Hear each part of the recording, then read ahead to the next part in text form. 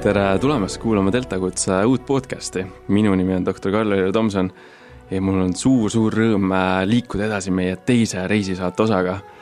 Kui me eelmine osa lendasime otse Tallinnast Ghanasse, Akrasse ja sealt edasi väiksesse Ghana külla, siis seekord lendame hoopis Indiasse. Ja Indiasse me lendame siis koos väga erilise saatekülalisega, kes on juba Deltakutse pikemaaegsetele inimestele juba tuttav. See inimene on siis osalenud juba meie esimesel Delta konverentsil, kindlasti ühe publiku lemmik ettekandega, mida me siis ka kindlasti pärast jagame ja mida on võimalik järgi vaadata. Ja mul on suur rõõm saates tutvustada doktor Aleksandr Semjonovit, kes on Eesti Maaülikooli loomakliiniku ülemarst, Tallinna looma- ja peaarst ja just siis spetsialiseerunud looma anestesioloogia intensiivravile, mille vanemlektor ta ka Maaülikoolis on. Tere tulemast saatesse. Aitäh, tere päevast. Ja kui ma neid reisisaadete peale mõtlesin, siis ma kohe mõtlesin sinu peale, sellepärast, et olles juba kuulanud neid lugusi, mida sa oled mööda laia maailma ja ilma teinud, siis ma teadsin, et sa oled perfektne inimene ja võib-olla tõesti nagu illustreerimaks, mida siis Aleks on teinud, on see, et Lõuna-Aafrika Vabariigis metsikud elevandid, kuna neid on pidanud siis anesteseerima, siis Aleks on helikopteris siis metsikuid elevante taga jäänud ja neid siis anesteesiasse viinud. Et sellised lood ja sellised kogemused, aga seekord lähme siis liigume Indiasse ja võib-olla üks hea indikaator veel on ka, et mis on siis olnud Aleksi doktoritöö. Ja kui ütleme, me kõik teame tavalisi doktoritöid ja tavalisi teemasi, siis Aleks uuris just Aafrika lõvisi, plespokke ja gepardeid ja kuidas neid siis erinevate ravimitega keemiliselt immobiliseerida.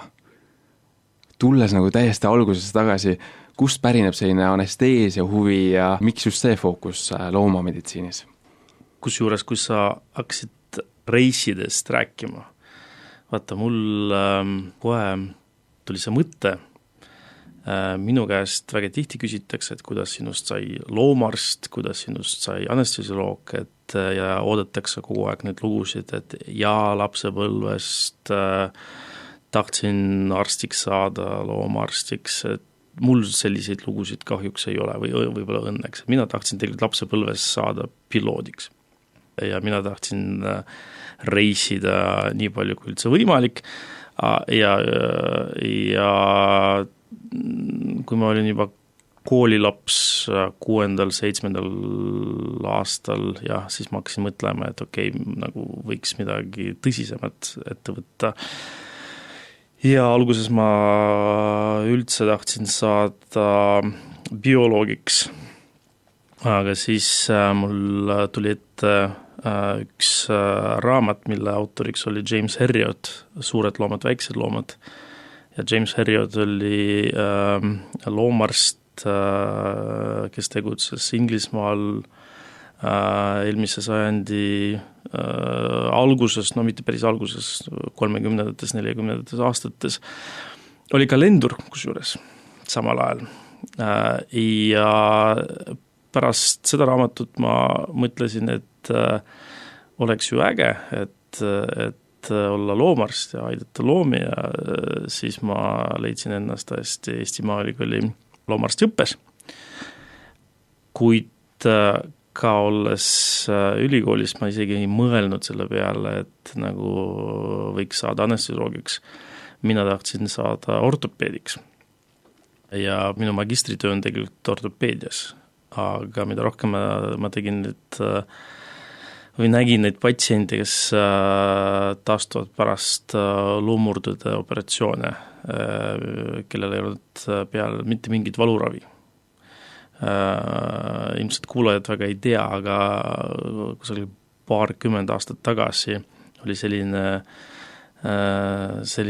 seisukoht, et loomadel pärast lõikusi, pärast operatsiooni ei tohigi valu vaigistada, sest siis nad liiguvad rohkem ja õmblused tulevad välja ja fiksaatorid tulevad luust ära. mille peale täna mina oma tudengitele ütlen, et tehke paremaid tõmblusi ja vaigistage valu. Ja tegelikult mida rohkem ma nägin, et valuravi loomadel on tegelikult väga puudulik ja Eestis tol ajal veterinaaranestesioloogia üldse ei olnudki või olnud sellist eriala, nagu sellist ei olnud, kõik tegid anesteesiat. Kui läheb hästi, siis läheb hästi, kui läheb halvasti, ilmselt süda oli haige ja loom surigi ära.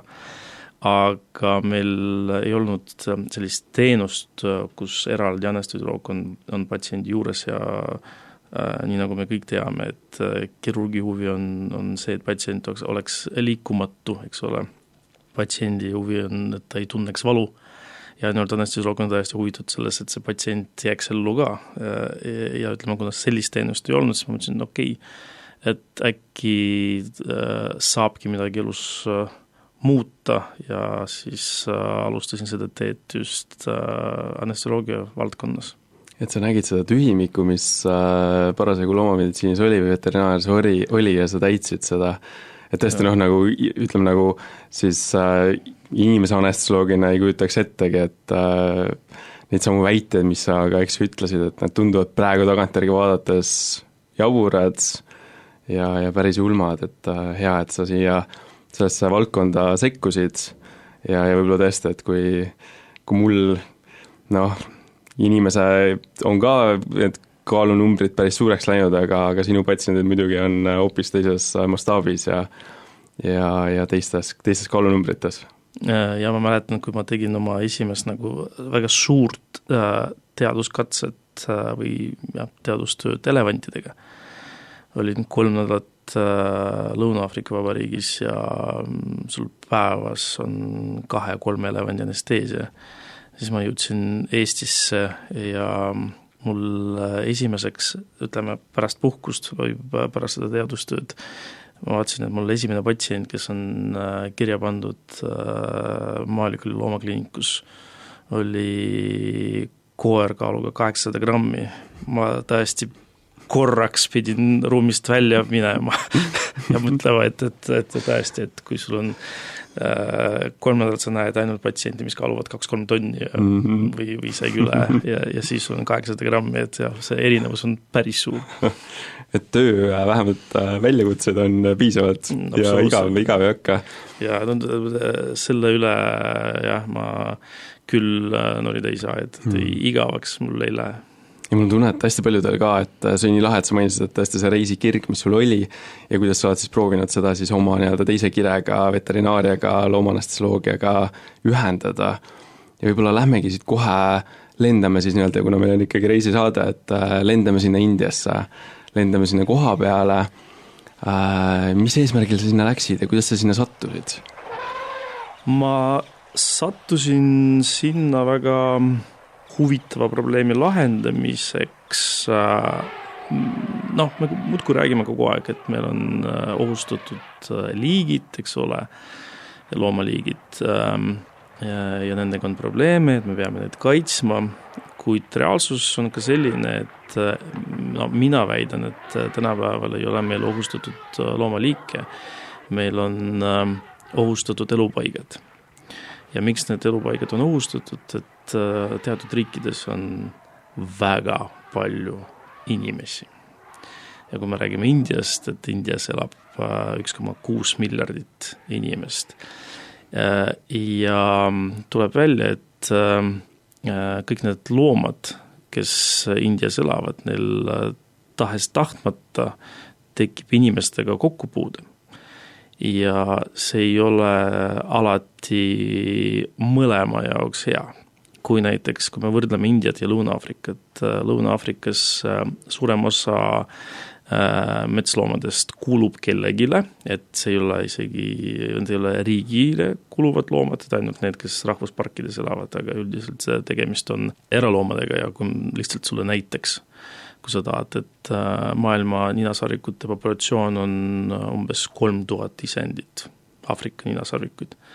Neist 1800 kuluvad ühele isikule, kes tegelikult kulutab miljardeid dollareid iga-aastaselt selleks, et need ninasarvikuid endale kaitsta.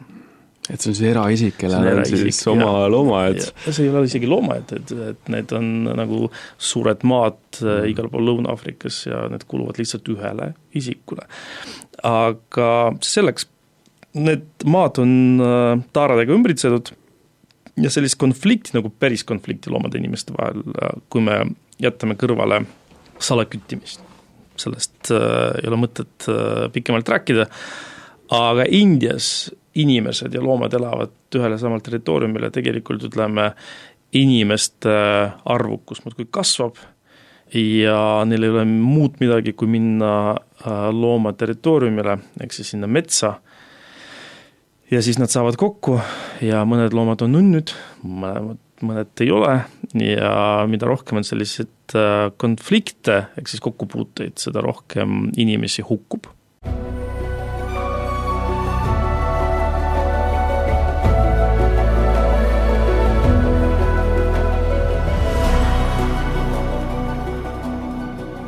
Aga pakun sulle nüüd küsimust.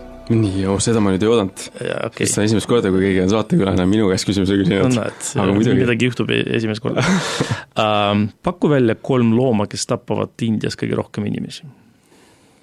Kõige rohkem inimesi? No kui me ei võtta kärbseid, eks ole, ja sääske. Et otsast nagu mitte siis nagu malaaria aspektist. Just. No elementi numbreid enne saate algust ütlesid mulle, et see on umbes 120, 130. Ja see on number 1. Number 1. Tõesti, et rohkem, elevant tapab kõige rohkem inimesi aastas. Okay. No tahaks ikkagi öelda mingi niisugune eksootiline tiiger ja siis Indias vist muidugi karud ei elavad ikka. No vaata, tegelikult suurem osa inimestest hakkabki tiigrist rääkima ja ma arvan, et tiigrid Indias viimati tapsid inimese umbes 8-7 aastat tagasi umbes. Ja et viimased, ma nägin 5 aasta statistikat ja seal ei olnud ühtegi inimest, kelle puhul tõesti tiiger tappaks seda.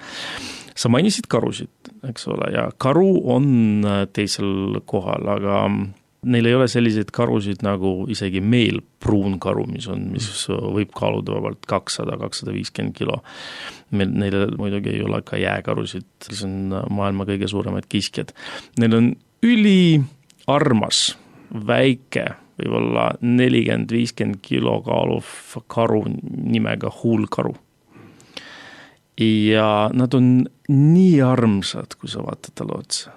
Ja kui inimesed näevad neid, seal tekib selline tunne, et teks pai ja mõmmik, eks ole, et nad on karu nagu ikka ja inimesed arvavad, et nad on ülitoredad ja ülimõnusad loomad, aga nende küünised on umbes seal 8-9-10 sentimeetrit ja kui selline karu kallistab sind korraks, et ilmselt sa ellu ei jää ja karude puhul tegelikult, mis on huvitav, et karud Indias tapavad umbes 30-35 inimest aastas, ehk siis nad on teisel kohal, aga karu on esimesel kohal just vigastuse statistikas, et ütleme, need inimesi, kes saavad traumasid ja vigastusi just karudelt, on vist 200 ringis aastas. Ja mis on 3. koht? On siis tiiger? Ei ole? Tiiger ei tappa. 3. kohal on maailma kõige suurem roomaja, harikrokodil. Harikrokodil on selline eripära, et ta ei ela ainult magevees. Ta elab ka ookeanis, meres ja tegelikult ütleme, tema ingliskeelne nimetus ongi saltwater crocodile. Ja tegelikult nende loomulik elupaik on Austraalia, aga nad hakkasid ujuma Indias, vist ma ei tea, India inimesed maitsevad neile ka. Ja halb nali, aga kuidagi see krokodil on sinna jõudnud. Ja nad on 3. kohal, tapavad umbes 15 inimest aastas ja ütleme, nüüd vastan sinu küsimusele, see oli väga pikk vastus, eks ole. Et kuidas ma sinna sattusin, et tahtsid, see oli valitsuse projekt, valitsuse poolt tellitud töö, me tuleksime kohale ja hindaksime, et kas saab midagigi teha selleks, et see konflikt oleks no mitte just, nad ei oodanud, et me lahendame konflikte, vaid nad tegelikult reaalselt tahtsid uurida, et kas me saame kasutada meie oskusi ja kogemusi, mis just puudutavad anesteesiat, et seda konflikti vähendada, sest minul olid ennem pigem kõik kogemused, mis pärinevad Lõuna-Aafrika Vabariigist, kus elevandid ka käituvad halvasti, aga millest see väljendub, et kui sa lähed Lõuna-Aafrikas kuhugi restorani, siis praktiliselt kõikides kohtades on neil need uhked pildid, kus üks või teine elevant üritas seda restorani hävitada, ehk siis ära lammutada. Ja kui selline elevant tekib, siis tavaliselt võtame helikopterit, tõuseme õhku, lendsüstla abil uinutame elevanti ja transpordime ta kuhugi mujale. Muidugi see on alati keeruline, et leida see koht, kuhu seda transportida, sest kui ma helistan sulle, kuule, Oliver, mul on üks elevant, kes ei käitu hästi, kas sa tahad endale sellist... Et mis see siis elevandi vangla on, et kui nüüd elevant teeb pahandust, et kuhu ta siis satub lõpuks? Ei, peabki leidma kedagi, kelle maa võimaldab võtta elevanti ja sinna sa viidki teda, sest reaalselt see peab olema kaugel ka. Sest kui sa sõidad 200 kilomeetrit, siis ilmselt äratad elevanti seal üles. Ilmselt sina ise autoga ei jõua tagasi kohale nii kiiresti, kui see elevant jõuab sinna tagasi. Seega ei ole mõtet. Aga läksime Indiasse ja nad tegelikult tahtsid, et me näitaksime neile seda sama kogemust, aga see ei toiminud absoluutselt. Kuna Lõuna-Aafrika on ikkagi lagemaa, eks ole, et avar ja helikopter tõesti on hea vahend, mille abil uinutada loomi, kuid Indias on ikkagi džungel, Indias on metsad ja Indias ei ole ka häid piloote. See plaan ei toiminud absoluutselt. Ja siis sa võid mõtlema teise plaani, aga enne ma veel küsin, et Indiasse sa läksid ikkagi siis elevante nii-öelda päästma ja mitte siis neid armsaid karusi ja krokodille? Me töötasime elevantidega, me töötasime karudega hästi palju, me töötasime ka tiigritega ja leopardidega, aga üldiselt, kui me lihtsalt näeme vajadust, et kindlalt elevant on see põhifookus, sest mida rohkem elevante inimesi, seda rohkem nad puutuvad kokku ja elevant on selline, kuidas ma ütlen, oluline loomaliik kõigile, nii loodusele kui ka inimestele ja jällegi, kui me kuuleme, et midagi juhtub kusagil maailmas elevandiga, et ühiskond reageerib sellele nagu väga terevalt. Et selleks, et veel kerida natukene pinget, hoiame korraks selle sinu plaani saladuses, et mis see lõpuks siis oli, kuidas ta see India nii-öelda elevante päästma läksite, aga elevantidest natukene üldiselt, et miks nad siis teevad pahandust nii-öelda, nagu sa ütlesid, miks nad trambivad neid restorane maatasa, et nii palju kui ütleme mitte veterinaarina elevantidest kuuled, sa kuuled, et nad on väga intelligentsed loomad, nad on väga kogukonna loomad, et saad sa natukene seda nende elevantide niisugust mõttemaailma ka avada, et kes nad on ja mis nad mõtlevad? No muidugi, kui ma saaksin aru nende mõtetest, oleks muidu väga, väga tore ja lihtne, aga okei, ma räägin võib-olla üldisemalt, kujutame ette, et sina tuled reisile, ükskõik kas on India või see on Lõuna-Aafrika või mõni muu Aafrika riik, aga peaasi, et seal elavad elevandid. Ja sinu põhieesmärk tegelikult on näha elevante nende elukeskkonnas, aga võimalikult lähedal. Oled sa minuga nõus? Ja, võiks ole, kui sa lähed sinna, sa tahad neid elevante näha. Ja mis oleks kogemus, mis oleks ägedam, kui sina näiteks istud restorani või oma hotelli terrassil, jood kohvi ja sa samal ajal, et sa ei pea nagu kuhugi välja minema, sa samal ajal näed elevante. Ja kõik inimesed tahavad just seda näha. Ja mis toimub ja mis juhtub, need reisijad, turistid, neid otseselt ei saa süüdistada selle eest, sest nad tulevad selle kogemuse pärast. Nad hakkavad söötma need elevante. Ja täna on nad talle oma hommikusöögi portsu, et mingit puuvilju. Elevant on üli rõõmus, sest ta ei pea täiesti midagi muud otsima. Homme tulevad teised turistid ja nii edasi ja nii edasi ja nii edasi. Ja tegib olukord, et elevant harjub ära, et turistid söövad oma hommikusööki iga päev kell 8. Ja nad suhtlevad ka oma vahel, ehk siis kogu kari nüüd teab, et kell 8 Oliver sööb oma banaani, joob kohvi ja jagab lahkestiga. Aga siis tegib olukord, kui hooaeg on läbi ja turistid lähevadki koju. Ja elevant tuleb kohale, täna ei ole midagi. Homme ei ole ka midagi. Ja ta 3. päeval tuleb ja ikkagi kedagi ei ole, siis teil tekib väga sügav pettumus selles ja jällegi loomad, suurem osa loomadest on ekstraverdid. Nad näitavad kogu oma emotsiooni koheselt ka ja jällegi, kui sa oled selles asjas väga pettunud, siis sa hakkadki ennast väljendama selliselt, et sa hakkad lammutama seda restorani. Väga inimlik reaktsioon sellele, täiesti nagu aru saada, et mis mõttes enam kohvi ja banaani ei saa, just, et kogu aeg on ju lubatud.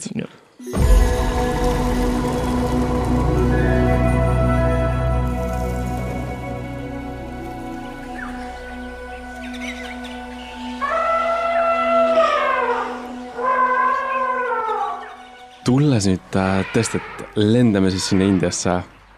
Me maandume India linnas, sind kutsuti valitsuse poolt. Kuidas see protsess välja nägi? Läksid see kohe džunglis? Kuidas see algus kujunes? Kui sa teed tööd valitsuse jaoks, et kohe džunglitesse ei saa, sest tegelikult jällegi kogu see, kuidas ma nimetan seda õigesti, see protsess on selline, et kõigepealt sa pead kõikide ametnikudega tuttavaks saama, et jällegi sul võib-olla täiesti päev on sisustatud ainult väga ametlikute tseremooniatega, kusjuures ma kasutan sõna tseremoonia, sest nende jaoks on ka väga oluline, et sa tunneksid, kui tähtis kogu see tegevus ka riigi jaoks, et kohtusime ministritega ja põhimõtteliselt meie esimene osa sellest reisist oligi, et me pidime aru saama sellest, et milles on probleem, et kus need kitsad kohad, et me räägime, et konflikt on olemas, probleem on olemas, aga sa ei saa nagu ennem isegi pakkuda lahendusi, kui sa ei ole selle protsessi sees. Ja reaalsus oli ka selline, et vist 3. päeval meid viidi džunglitesse ja me elasime sellistes väikstes majakestes, mis olid keset džunglit. Ja siis mul muidugi tegi selline, mitte vist väga tark mõte, et läheks ja jalutaks ka. Ja ma tulin sellest kampusest välja. Esimene loom, keda ma nägin, oli leopard. Leopard, täitsa siis nagu metsik leopard. Ja siis ma keresin ümber ja läksin tagasi kohe. Et oleks sina, kes küsisid mu käest enne, et mis on need loomad, kes tapavad kõige rohkem ja siis nägid leopardi päris siis... muidu jällegi leopard kuidagi käitus hästi, et ta lihtsalt jälgis, aga mõtlesin, nüüd ma saan aru, tegelikult ma saan aru, et kus ma olen, et see on päris džungel ka. Ja jällegi veel kord rõhutan, et minu kogemused olid pigem Lõuna-Aafrikast ja Lõuna-Aafrikas me täpselt teame, et kus need loomad on, sest see on avar maa, eks sa näed teda kaugelt. Siin sa oled džunglis ja tegelikult on tihti nii, et kui loom tahab, et sa näeksid teda, siis sa näed. Kui loom ei taha, et sa näeksid teda, siis jällegi, kui ta jälitab sind, siis ta lihtsalt ründab ja on kõik. Kas kõikide oma seikluste ja reisimiste kogemuste juures oli üks hirmuäratavaid olukordi niimoodi džunglis omaga kohtudes või on veel midagi, mis... Kui rääkida pigem Indiast, siis ma ütleks nii, et kõik olukorrad, kus ma tundsin ennast kuidagi teisiti, et minu elu või tervis on ohus, kõik need korrad on sellised, kus järsult minu ümber on turvamehed. ja ma ütleks, et jah, sellised olukorrad Indias, kus me läksime džunglitesse ja mingi hetk tõesti nad saatsid turvamehi koos meiega ja nad ütlesid, et lihtsalt seal lähedal on nähtud elevant, et nad peavad garanteerima meie ohutust. Teine sarnane kogemus oli Lõuna-Aafrikas, kus me töötasime hästi suures projektis, kus pidime eemaldama ninasarvikutele sarvi, et jällegi salaküttimist võib olla täiesti natukene vähendada ja kuna me pidime anesteseerima päevas kusagil seal kuni 15 ninasarvikku, siia jällegi sarvede eemaldamine salakütjate jaoks ei ole nagu kõige parem tegevus, et meil turvamehed, reaalselt, kui sa lähed tualetti, siis tualetti ukse ees olid turvamehed, kes valvasid sind ka. Aga kolmas oli Indias ja väga naljakas, et ma olin idarannikul ja ma tõesti, kui ma juba olen ookeani ääres, ma tahtsin minna ujuma ja mulle öeldi, et see on väga ohtlik jällegi krokodillide pärast. Ma ütlesin jällegi, ma olen tulel 38 aastat vana, et saan hakkama, et ärge muretsege. Aga kuna ma olin ka valitsuse kutsel, nad ei saanud lubada sellist asja, et mind sööb ära mõni krokodill, eks ole, siis mu kolleeg tegi sellest pilte, kus mina läksin täiesti ujuma ja vees minu ümber oli kusagil, ma ei tea, 10 turvameest koos minuga ujumas. Kas sa tundsid ennast presidendina või? Ma tundsin ennast väga ebamugavalt. Eestlasena, kes hindab personaalset ruumi. Just, absoluutselt. Et väga palju siis kilomeetrit ujudes sa vist ei saanud teha. Ei saanud, jah. Mul oli, ma tundsin ennast, et ma oleks väike laps selles puhuvas basseinis. Aga tulles tagasi sinna džunglisse ja olles nagu inspireerituna Ivo Tšetõrkinist ja tema imelisest reispassi saatest, et kirjelda, mis sa enda ümber nägid, mis sa tundsid, mis lõhnad olid, mis helisi sa kuulsid? No ma arvan, esimene asi, mis sa tunned, on palavus ja niiskus. Kindlasti see oleneb hooajas, sest tegelikult ütleme, mul olid, ma vist käisin Indias kokku 4 korda ja mul olid reisid seinast seina, selles mõttes jällegi see oleneb ka piirkonnas, mul olid reisid, kus sa ei taha väljas olla, kuna on niivõrd palav, aga ma õppisin Indias olles, ma arvan, see oli november ja mul enne oma India reisi mul oli hästi kiire aeg ja põhimõtteliselt, kui ma sain aru, et homme ma lendan Indias, minu pagasi pakkimine oli selline, et ma viskasin mõned T-särgid sisulised ja läksin Indiasse, siis ma õppisin selgeks, et kui väljas on näiteks 3 kraadi sooja, et vahet ei ole, mitu T-särki sa paned selga, et soojemaks ei lähe ka. Et mul olid mõned hommikud sellised, kus sa lähed džunglitesse ja see on niivõrd külm, et sa ennem ei kujutanud isegi ette, et Indias võib nii külm olla. Aga jällegi ka mets, ka džunglit väga oleneb piirkonnast, et kui me lähme sinna Lõuna-Indiasse, kus on päris džunglit, kus on palav, kus ütleme, kus need elevandid ja karud enamasti elavadki, siis niiskus, palavus ja väga kõrged puud, palju kõrgemad, kui me oleme harjunud näha siin, eks ole.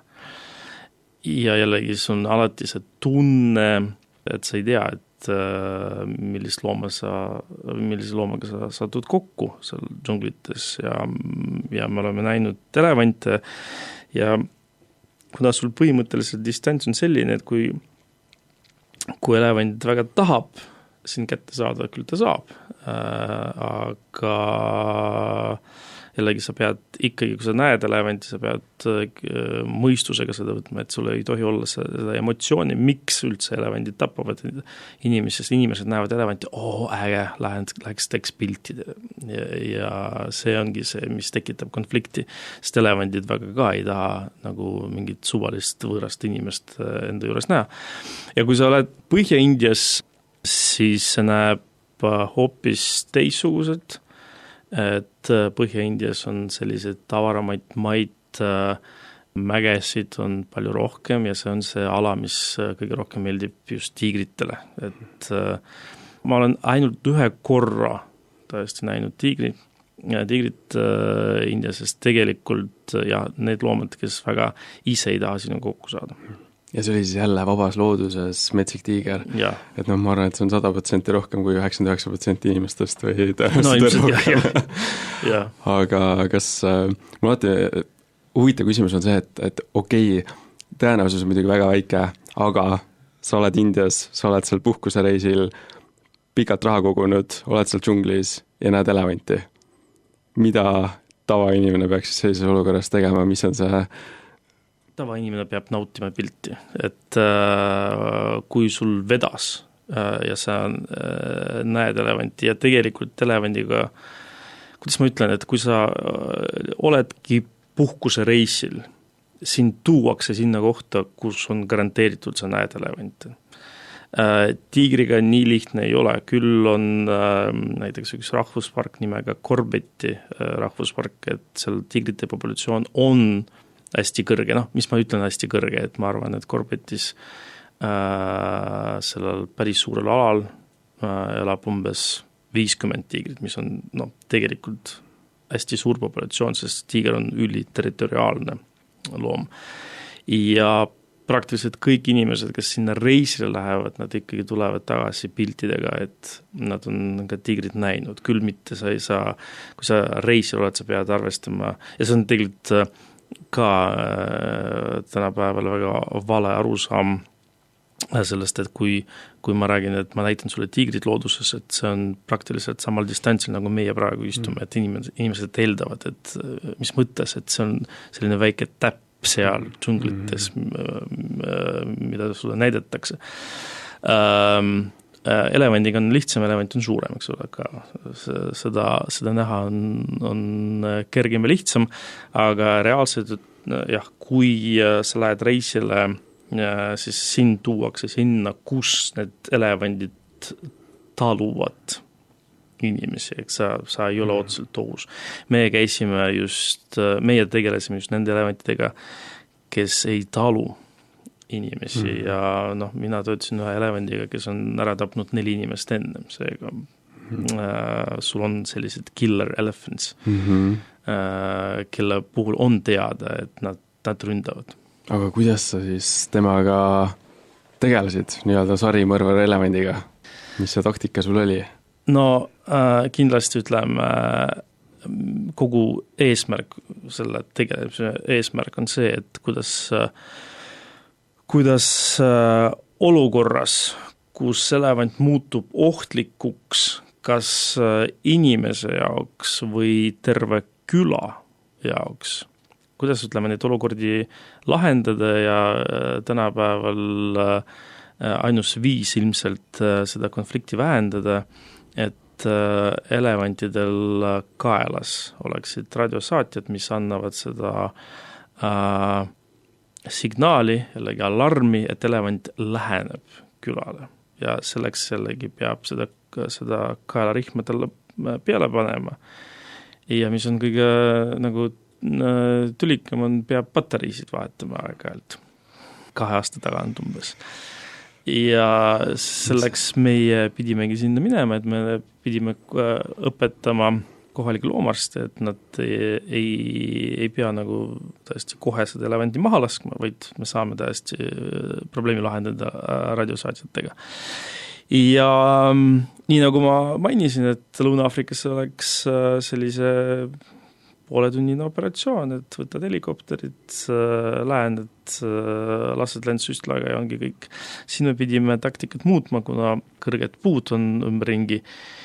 Aga me teame, et elevant ju Indias on koduloom.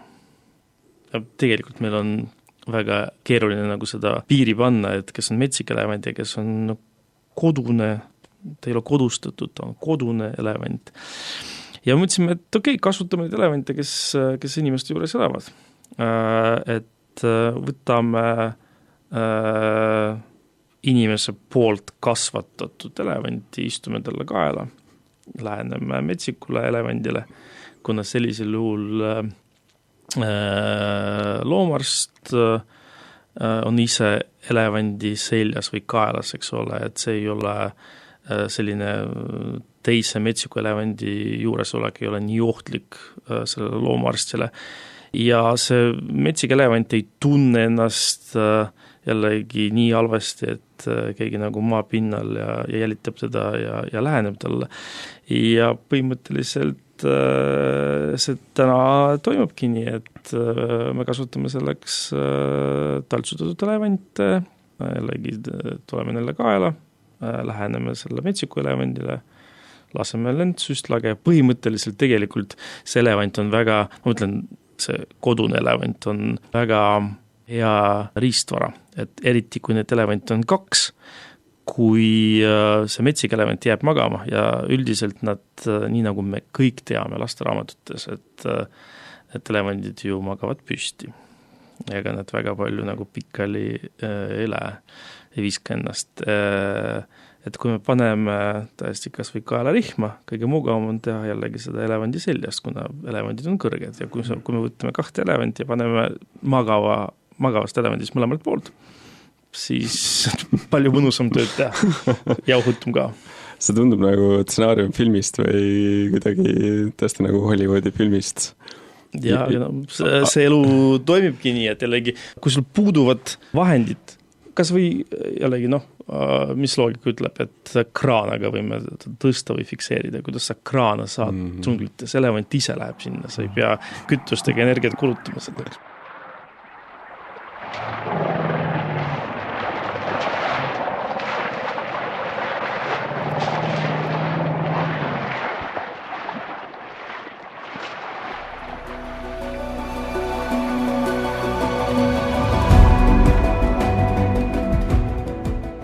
Mis seisus need kodused elevandid üldse India mastaabis on, et kui kodustatud nad on, kas nad on nagu koduloomad, nagu me oleme harjunud koera ja kassiga või mis tasemel nad on?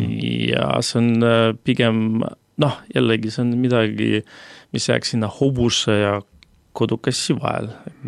Eks see on tööloom, nii nagu meil hobune oli, samas see on pereliige. Ja üldse nendes Aasia riikides nagu India, nagu Vietnam, nagu Kambodža on sellised inimesed nagu mahuudid. Ehk siis mahuud on tavaliselt noorpoiss, kellele vanemad kingituseks toovad elevanti. Ehk siis sisuliselt, ja nad kasvavad koos.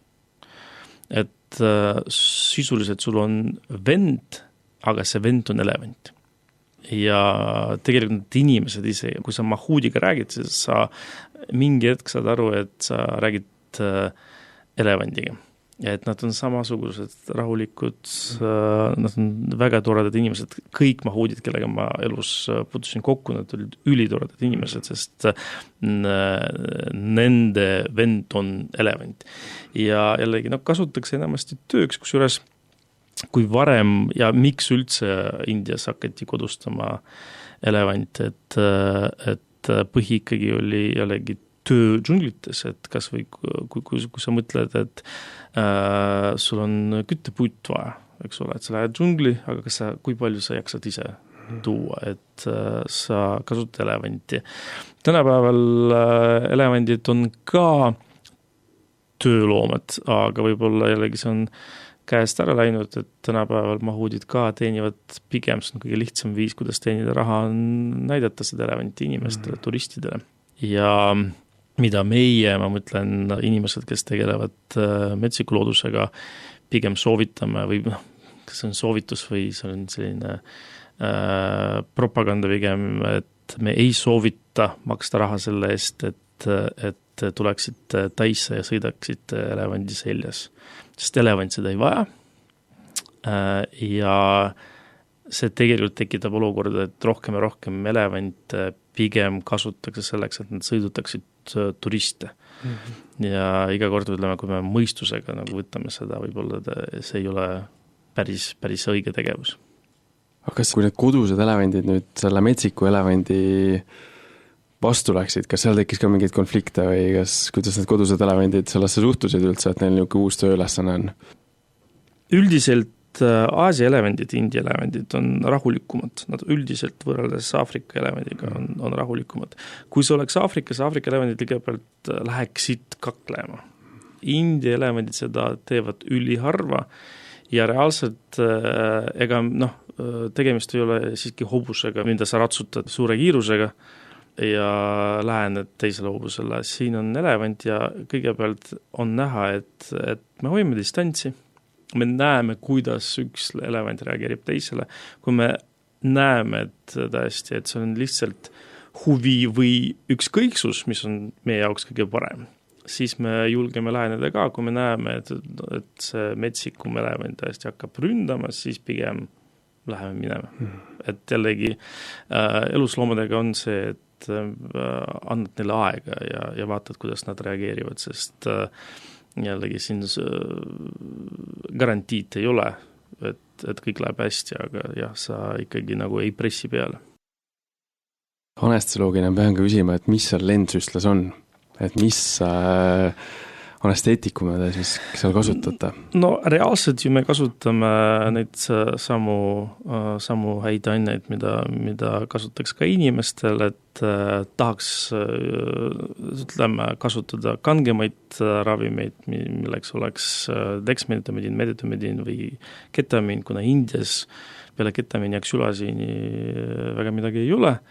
Ksülasiin on siis ka alfa-2 agonist, aga selline väga lahja, mis oli 60 aastat tagasi sünteesitud, äärmiselt arütmogeenne, aga jällegi mulle väga meeldib, kui India inimesed helistavad mulle, et milliseid ravimeid kasutada sellise looma jaoks. Ja ma kogu aeg, või kui ma alguses hakkasin vastama, et mina kasutaksin seda ja seda ja seda, ja nemad ütlevad, et aga meil on ainult ketamiin ja ksülasiin. Kui sul muid asju ei ole, siis sa pead seda kasutama. Et lendsüstlas on neid ravimid, aga probleemiks on jällegi kontsentratsioon, kuna lendsüstla maht on piiratud, maksimaalne maht on 10 millilitrit, kuna jällegi lihtsalt jällegi see püssi toru diameeter on 13 millimeetrit ja nagu suuremad asjad sinna ei mahu. Ehk siis ühes laskest tavaliselt ei piisa, et sa pead 2-3 korda laskma. Mis oleks siis välditav, kui neil oleks nagu teist tüüpi ravimid, et saaks siis natukene lihtsamini? Just.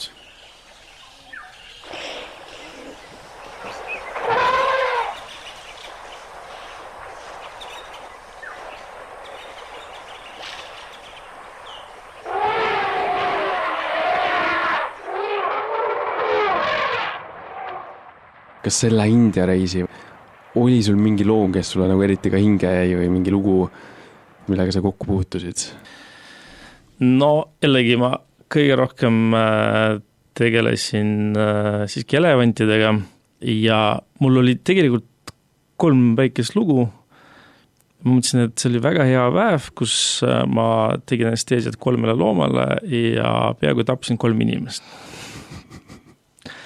Mul oli hommikul 2 leopardi anesteesia ja pärastlõunad oli 1 elevant ka.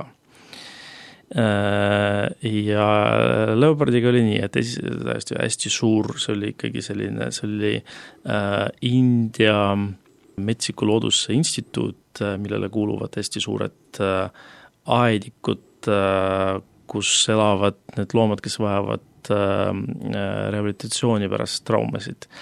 See oli hästi suur ja väga mõnus aedik leopardile ja mul oli umbes 20 loomaarsti, keda õpetada ja me kõik olime aedikus, me saime tehtud leopardi anesteesiat, näitasin neile intubeerimist, kanüülide panekut, vereproovi võtmist, kusjuures leopardi intubeerimine on ju selline, et kõige tavalisem asi, mida veterinaaranestesioloogid ütlevad üksteisele, et sa ei saa ennast kutsuda veterinaaranestesioloogiks enne, kui sa ei intubeeri leopardi. See on siis kõige raskem? See on üks raskematest loomadest, keda intubeerida, kuna nende kõri asub niivõrd sügavale ja nende keele anatoomiat täielikult katab jällegi sinna juurdepääsu. Ühesõnaga, me intubeerisime, võtsime kõik vereproovid, tegime südame ultrahelli, et näitasin kõik baasasju. Ma saan aru, et inimesed ümberringi. Nüüd on aeg äratamiseks, kutsun kõik inimesi välja, süstime antidooti, paneme väravad kinni ja kõik seisame, jälgime, kuidas leopard ärkab ülesse. Jällegi leopardiga on tavaliselt lugu selline, et leopardil täielikult puudub igasugune huumorimeel. Ehk siis, kui ta ärkab ülesse ja kui teie olete kõrval, siis leopard on üks nendest vähestest loomadest, kes otseselt kohe ründab ka. Ja ma alati ütlen oma tudengitele, et kui leopard ärkab ülesse, siis üks asi, mida ma garanteerin, et me kõik veritseme siin pärast. Ühesõnaga, see leopard ilusti ärkab ülesse ja jälgides leopardi ühe silmaga ma nägin õudset pilti. Üks osaleja kõnnib seal oli üks selline suur kivi, väga suur kivi, mille peal leopard magab tavaliselt ja lamab. Ja ta kõnnib sellest kivest tagant telefoni otsa. Ta oli terve protseduuri ajal selle kive taga. Ta rääkis kellegiga. Ja nüüd mul on olukord, kus mul on ärkav leopard, kus mul on aedik ja see inimene, kes kõnnib seal ja ta ei saagi aru veel. Kuski veebi koosolekul, samal ajal Zoomi koosolekul. Et me pidime täiesti hüppama sinna aedikusse ja ta täiesti välja tõmbama sealt. Siis mul oli teine leopard, ma natukene rahunesin maha ja tookord mul olid kaasas kangemad ravimid, ma lihtsalt tahtsin näidata, et kuidas nad toimivad võrreldes nende ravimitega, mis neil koha peal on, sest kuhugi nad peavad liikuma edaspidi. Ja üks arst, osaleja palus, et kas tema saab lasta selle lendsüstlaga. Ma ütlesin, ja palun, panin kõik ravimid süstlasse, näitasin talle, kuidas see laskmine toimub ja inimese ja selle leopardi vaheline distants oli maksimaalselt 1,5 meetrit. Ja kuna selle aediku võrk oli selline, et selle püssi toru ilusti mau sinna nendest torudest läbi.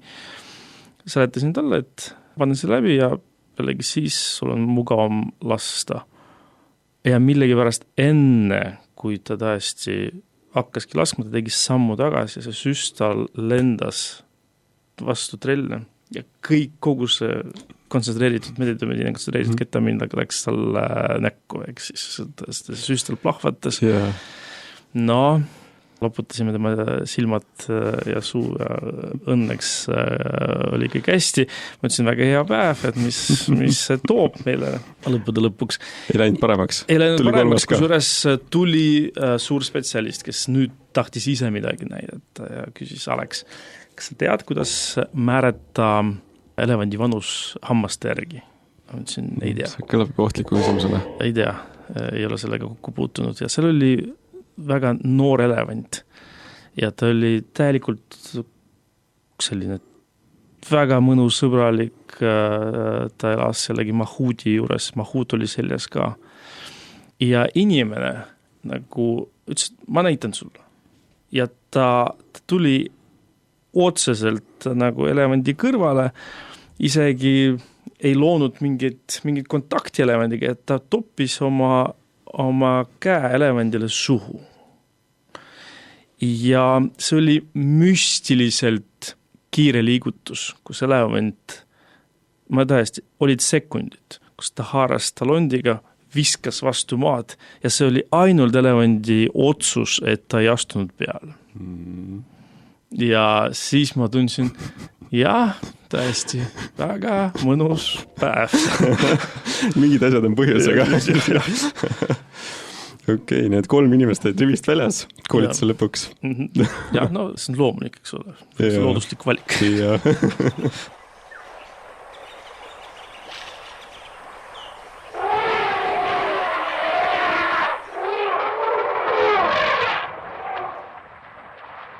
Ma arvan, et kõik kuulajad on aru saanud, et sa elad natukene müstilises maailmas, millega tavainimene kokku ei puutu. Ma pean küsima, mis on sinu järgmine seiklus, mis on su järgmine väljakutse, mille sa oled endale vastu võtnud? No jah, ma vist kasutangi su sõna seiklus, et mõnikord ma liiga lihtsalt nõustun asjadega ja kui ma olin ühe projektile oma nõusoleku andnud, ma ei tea, kas ma täiesti nagu detailideni mõtlesin kõik läbi, aga nüüd pääsu enam ei ole. Aga järgmise aasta veebruaris on meil selline projekt, kus me Elevandiluu rannikul peame püüdma kääbusjõubusid. Kuna tegemist on äärmiselt ohustatud loomaliigiga, keda avastati tegelikult ainult 19. sajandi keskel, kuna ta on öise eluviisiga, elab väga sügavates džunglites, väga väikestes veekogudes, neist teadlased väga midagi ei tea, aga jällegi kuna nende arvukus on niivõrd minimaalne, et jällegi kõik inimesed, kes võivad nendega töötada, peavad olema jällegi oma ala spetsialistid ja siis nad otsisid anestesioloogia. Ja nad helistasid mulle, et kas ma olen nõus sinna minema, ma ütlesin, äge projekt, et üks kord elus nagu saaks seda teha, aga siis jah, et see on 5 nädalat džunglites, sinna džunglitesse ei pääse ükski transpordivahend, et sinna peab kõndima ja see lähim küla on 8 tundi kõndimist sellest kohast, kus me peame need püüdma. Selle püüdmise eesmärk täiesti, et jällegi nendele paigalada radiosaatjad, et üldse teadlased saaksid mingit infot, et mis elu üks kääbusjõubu elab, mis ta teeb, mis ta seal džunglites öösiti teeb. Et ütleme selline projekt, mis kestab 5 nädalat, et ma olen käinud Indoneesias džunglites ja see oli 3-nädalane projekt. Ja ma pean ütlema, et isegi kui sa oled oma sõpradega, kes on sinu kolleegid, ja täiesti teil on suurepärased suhted, et kui te olete 3 nädalat ja te näete 11-24-7, see on päris suur koormus ka. See kõlab nagu ideaalne seiklus ja see kõlab täpselt nagu ideaalne jätkuosa sellele väga põnevale episoodile, mis meil just oli. Et suur aitäh oleks, et sa meid koos kuulajatega niimoodi Indiasse transportisid, oma põnevasse maailmasse viisid ja rääkisid ja tutvustasid, et mis võimalused on, mis mured on ja mis need lahendused on. Et väga-väga põnev oli ja suur aitäh sulle tulemast. Aitäh kutsumast ja kui ma pärast seda jõupudu projekti jään ellu, siis kindlasti tulen tagasi. Me kindlasti jääme sind ootama väga, et sa tuleksid ja jagaksid seda kogemust. Ja enne kui Alex uuesti tagasi tuleb Elevandiluu rannikult, tuleb meil siis järgmine reisisaate osa juba Lõuna-Aafrika Vabariigist ja siis saame sinna lennata. Ja suur aitäh kuulamast ja kuulaja. Äkki meil on võimalik ka läbi Alexi saada ka mingeid põnevaid pilte sellest India reisist, mida me saaksime siis ka Delta Kutse veebilehel jagada, nii et hoidke siis kindlasti silma peal meie sotsiaalmeedial ja meie veebilehel. Suur aitäh!